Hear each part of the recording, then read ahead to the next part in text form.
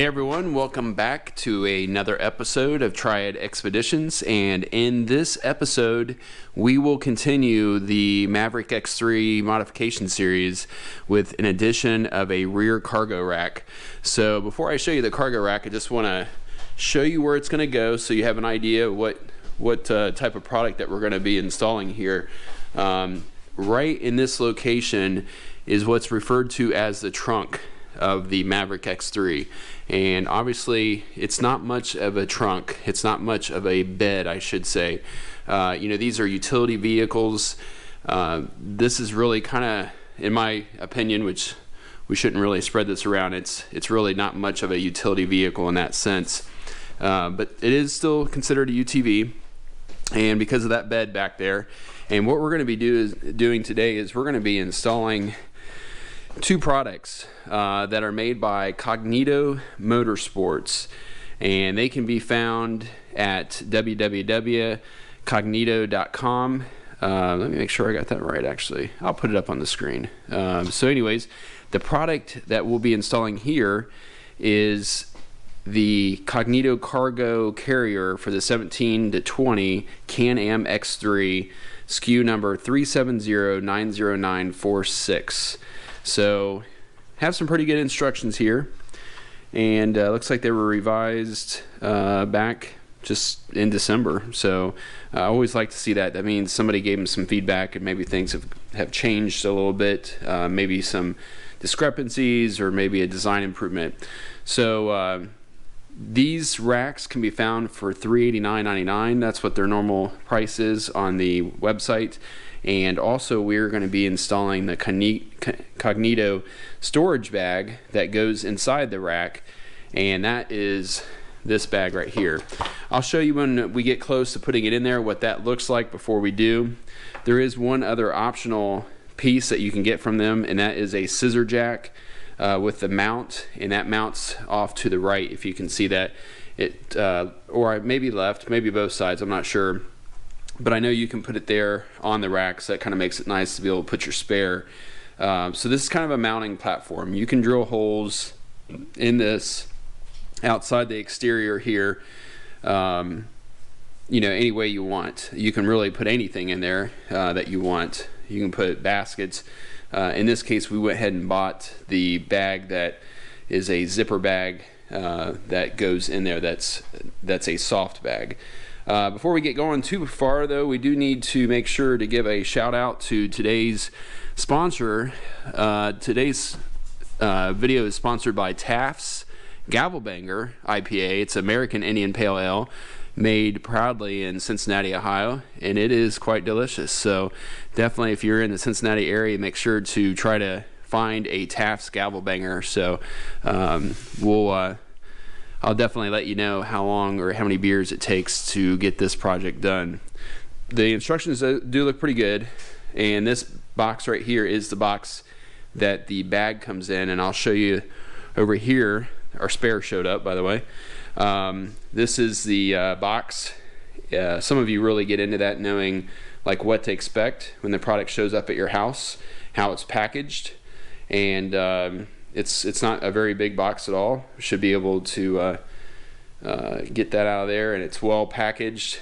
On the outside of the box, it says some really awesome words, which is made in the USA. So these both these products are made in the USA, which that's awesome whenever you can support US manufacturers. So all right, let's get this going, and I will show you how it goes in along the way.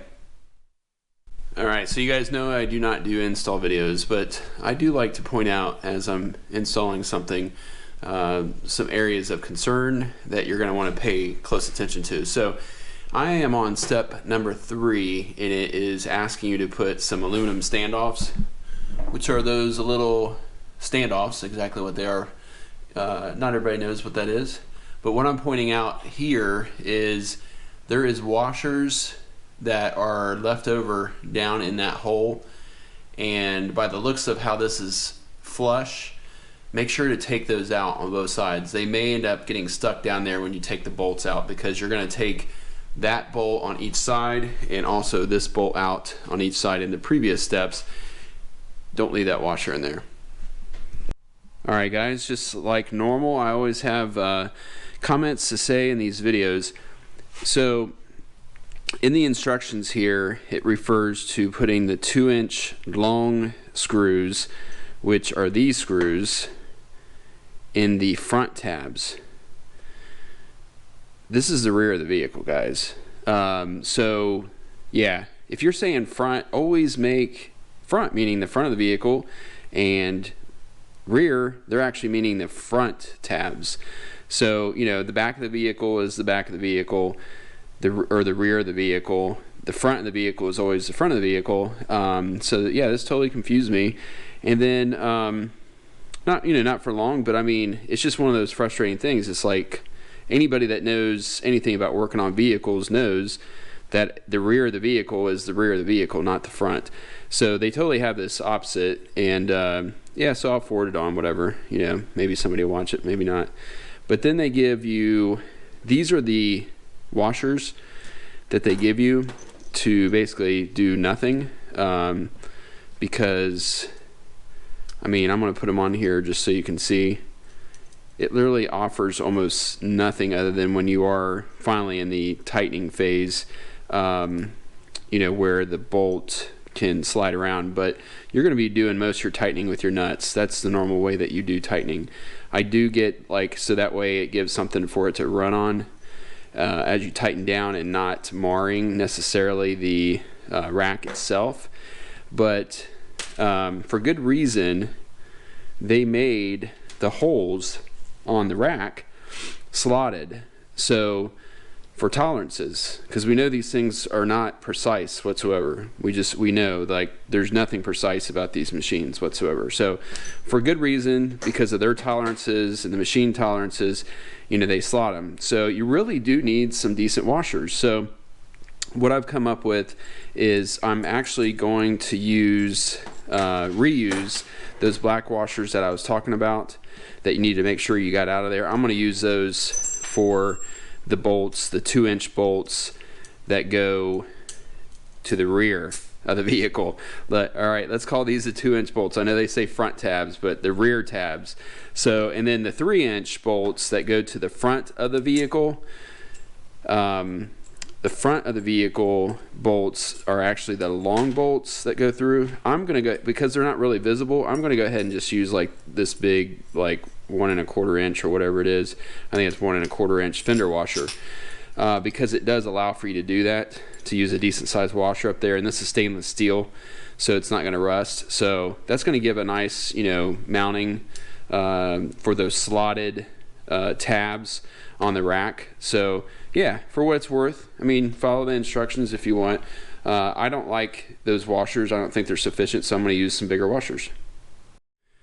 Alright, here we are with the main part of the rack installed. And as you can see, just like I was talking about, those washers are a much better fit. Would have preferred to have maybe something a little bit thicker, but obviously they're better than those small washers that were included. You'll find out pretty quick that one of the unfortunate things is that BRP literally uses the cheapest hardware that they can possibly find. And then you can see here the big 1 1/4 or whatever it is. Let's see, my thumb is an inch, so yeah, about 1 1/4. Stainless steel washer works extremely nice for those front tabs that utilize the 3-inch screws, and then the back tabs that utilize the 2-inch screws. So yeah, I definitely recommend that. I didn't put any washers underneath. It doesn't call for it. I don't think it's necessary. It's a pretty tight fit. Giggity, giggity, giggity, giggity, ooh, ee, ooh, ah, ah, ting, tang, walla, walla, bing, bang. Ooh, ee, ooh, ah, ah, ting, tang, walla, walla, bing, bang. Using a lock nut, a nylon lock nut, so it's not like you're going to use lock washers or anything else like that. So the next step is we're going to put the little baskets that go on each side of this main basket. And I guess I didn't even realize that that was part of what it looks like, which is kind of a bonus, because I was kind of disappointed when I got it out of the box here. I'm like, wow, this thing isn't very big. But yeah, moving on. All right, here is the rack in the vehicle, also with the wings, and I'll just talk about a couple features here while we're looking at it installed. in the back here. So they give you some nice little tabs here that you can use for like bungees, some type of accessories, and like I had said before, they offer a nice jack that you can mount in this location here. It's a scissor jack, and you know, maybe there's more to it than what I'm seeing. Costs, I'll let you investigate the cost yourself, but I mean, to me, it was a scissor jack that I thought that I could probably purchase and you know, do it cheaper. So obviously I'd like to have their jack here to basically make that assessment. I've ordered another scissor jack, so maybe in the future, with the cost of the scissor jack that I bought, I'll go ahead and order this someday, and then kind of compare, you know, what the option is there, because it is kind of cool that it's a mounting point. But the good thing is now this is metal, and you know, this is where the jack would go, so I probably won't utilize this a whole bunch, but this would be a great spot for even like a fire extinguisher or something, even though it's right above the actually it wouldn't be a good spot for a fire extinguisher because you know, it's right above the engine where it might be on fire. So you know, you want to keep the fire extinguishers kind of up on the bars where you can reach them with, you know, if things are going bad. What I tell you, you do not want to mount here is like a fuel can or something like that, because it is right above the exhaust tubing. So that is a no-no. And I don't know, you know, I think a lot of people don't really think about that if you end up having a leak out of your fuel can, that is just a recipe for disaster. So don't do that. I will be showing you in the future here on the bar where we're going to mount a Rotopax. I just need to get the AFX Motorsports spare tire mount up there, which it'll be here in a couple days, so that'll be kind of our next thing to do. And then we'll be squeezing in the S&B filters.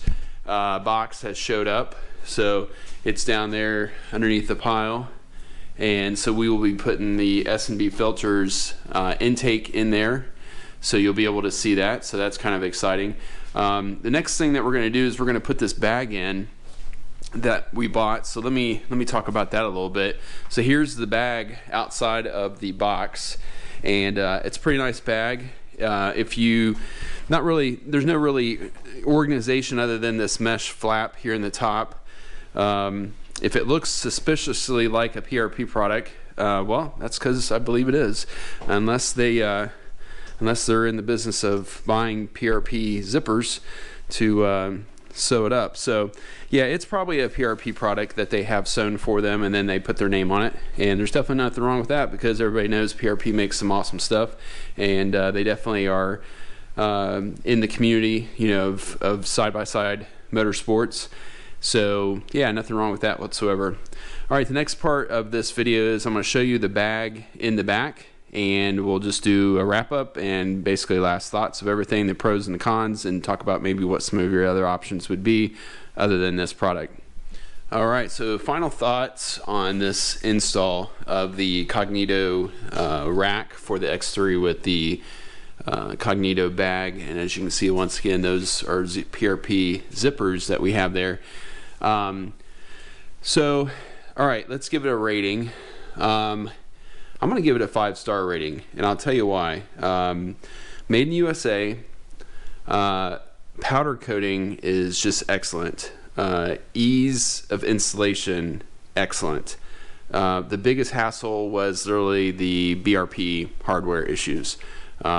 Yes, they could definitely put some better washers in this that would be more appropriate. I'd like to see them do that.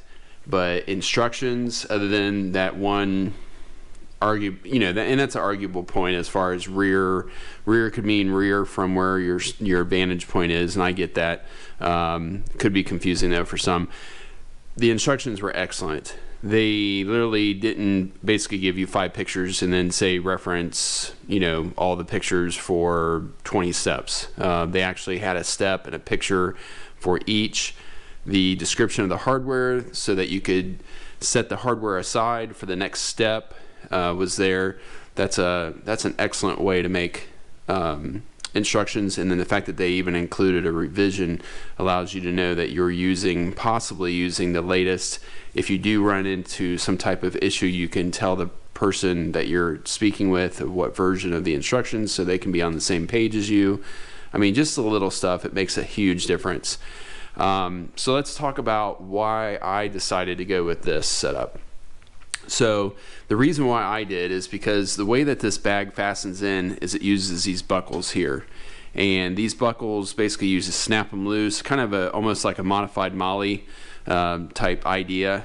I'm going to reserve this bag for the type of things that are pretty, valuable. So like impacts, Makita impacts, maybe radio equipment, anything that I want to basically be able to snap this bag out. And what would be nice would be a handle on this bag. I just thought of that. There is not a single handle on this bag at all, like nowhere. So a handle on the side here, so that it's more like a suitcase or something like here. I mean, it would tuck in behind, because I do plan on using this bag in that fashion where, and I'll probably end up sewing one on, because I'm not going to want to just basically manhandle a heavy bag that's going to have like maybe impacts in there. Anything that you don't want to get stolen, like overnight if you're parked somewhere, maybe in a hotel parking lot or whatever. This would be, it's low to the ground. You can get to it. You don't want to put a padlock on it type thing. You want to actually maybe put it in the truck or leave it in the truck until the day that you're actually going out on the trails. Those boxes up there, obviously I'm going to try to keep the items up there as light as possible. So, back here would be a better place for maybe those heavier items, tools of value, not things that if somebody snapped a padlock off of those rifle cases would be like, yeah, thank you very much for my new Makita or Milwaukee or whatever your flavor is, impact tools, hundreds of dollars. You could easily have $1,000 worth of basic tools, in that you take down the trail, because you don't want to be stuck like Chuck, out there on the trail and away from nothing with no tools to basically do a minor repair. So that's what I'm going to use this for. And yeah, there's different options out there. Let's talk about that real quick. So BRP obviously makes the Q-Link. I hope I have that right. If not, whatever. You can find it in the accessories. It's their storage case, and they make a cooler. I don't really think that I'll probably end up using like a Pelican cooler or something, maybe I'll strap it up to the top. I don't know, maybe to go back in here, maybe I'll put one of those soft coolers. I kind of thought about doing that, putting one of those Yeti soft coolers back here, something that you can actually take with you, right? Because the thing about the cooler in the back is, yeah, you can put like 2 cases of water bottles in there, but unless you're like basically serving water, and you're the ice cream truck going around, I'm kind of trying to be funny, but it's not really funny, but it's just a lot of space for a cooler to be utilized. Because it goes from fender well to fender well.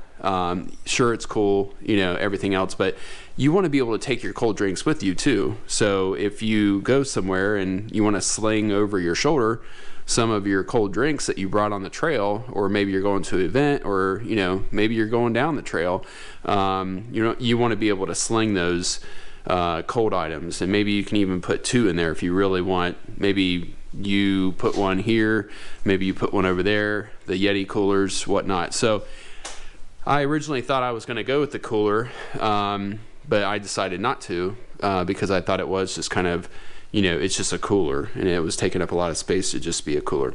So enough about that. But also on those lines, this vehicle, the more and more I'm building it, I don't want it to look like a military vehicle, even though I was in the Army for 20 years, and this thing is just starting to look badass, and it don't even have half the stuff on it yet, looking at it.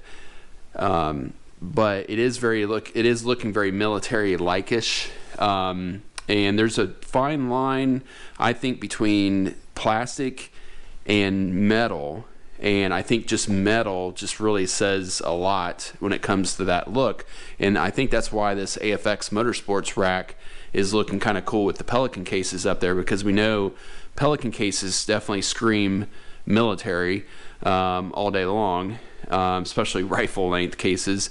And you know, so this goes in on that theme where it's metal, it's not plastic. I mean, people literally take plastic off these vehicles all the time because it's just too much plastic. You know, the roofs, they don't like the plastic roof. I don't mind it myself. I think, you know, especially if you're going to be around branches, I mean, it doesn't rust, it doesn't scratch. You know, I don't mind the plastic roof, but I think the metal aluminum roofs, you know, definitely look really cool too.